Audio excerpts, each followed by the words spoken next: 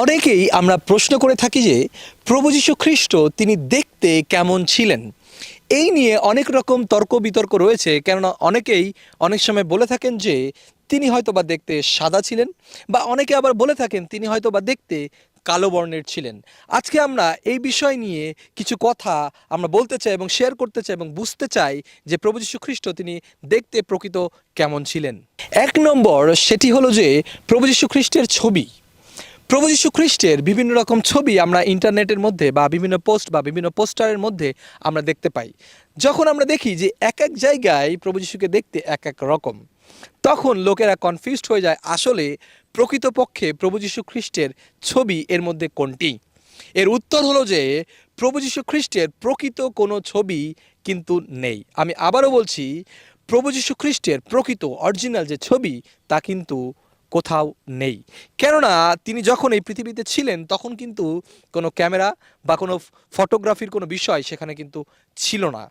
হ্যাঁ, হতে পারে বিভিন্ন রকম মতভেদে বা বিভিন্ন রকম চিন্তাধারা থেকে লোকেরা তার ছবি প্রকাশ করার চেষ্টা করেছে, কিন্তু তা কিন্তু প্রকৃত 100% প্রভু যীশু খ্রিস্টের চেহারাকে প্রকাশ করে না।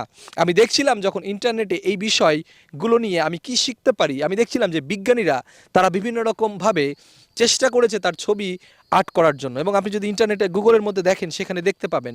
এবং আরও বিভিন্ন রকমভাবে অনেকে প্রকাশ করেছে, এবং এর মধ্যে অনেক রকম তর্ক বিতর্ক রয়েছে প্রভু যীশু খ্রিস্টের প্রকৃত চেহারা নিয়ে, কিন্তু প্রকৃতপক্ষে তার 100% জেনুইন কোনো ছবি আমরা কিন্তু পেতে পারি না।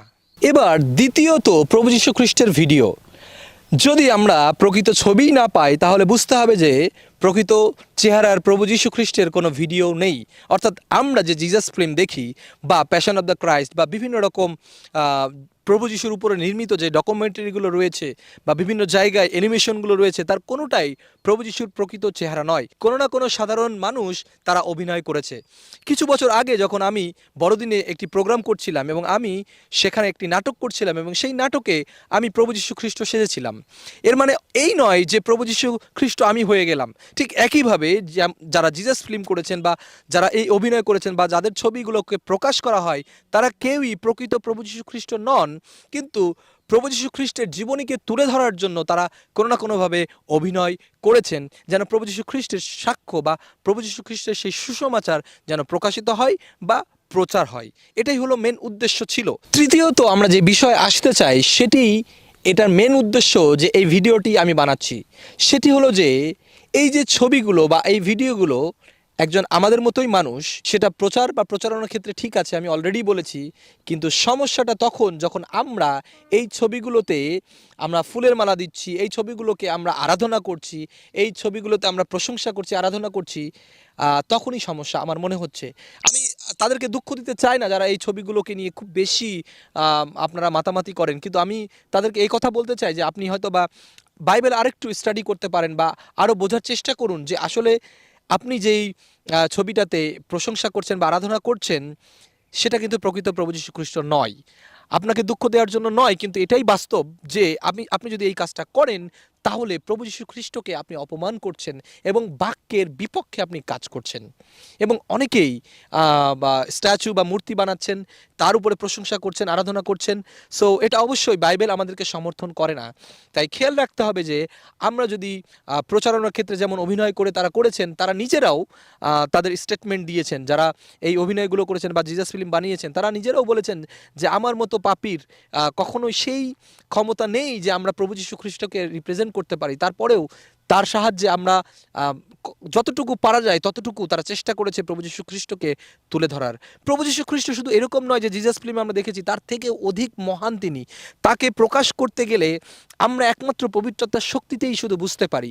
এবং আমরা যে ছবি বা যে ভিডিও দেখি সেখানে অনেক রকম লিমিটেশন থাকে, কিন্তু প্রভু যীশু খ্রিস্ট তিনি যা কিছু করেছিলেন, যখন আমরা বাইবেল বা বাক্যকে আমরা অধ্যয়ন করব, পবিত্রতার শক্তিতে আমরা বুঝতে পারবো প্রভু যীশু খ্রিস্টকে। তাই আমরা অনেক সময় তার ছবি বা তার ভিডিওকে নিয়ে অনেক রকমের মাতামাতি করি, সেটাতে গুরুত্ব না দিয়ে আমরা তার সাথে ব্যক্তিগত সম্পর্ক স্থাপন করি, যেটা সবথেকে গুরুত্বপূর্ণ।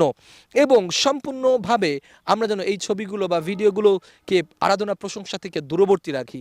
আমরা প্রচার প্রসারের জন্য সেটা রাখতে পারি, সেটা ভালো বিষয়। কিন্তু অনেক নতুন বিশ্বাসী যারা আসেন তারা অনেক সময় বুঝতে পারেন না, তারা মনে করেন যে এটাই হয়তো বা প্রভু যীশু খ্রিস্ট। তাই যারা নতুন বিশ্বাসী আমাকে হয়তো বা এই ভিডিওর মধ্য থেকে দেখছেন, এবং তাদেরকে আমি চাই যে আপনারা যাকে আরাধনা বা প্রশংসা করছেন সেই ছবিগুলোর লোকেরা, তারা কিন্তু আপনার আমার মতো সাধারণ লোক, তারা ঈশ্বর নন। কিন্তু প্রভু যীশু খ্রিস্ট যিনি ঈশ্বর, তার প্রকৃত ছবি হয়তো বা নেই, কিন্তু পবিত্র আত্মা তিনি আমাদের মধ্যে রয়েছেন।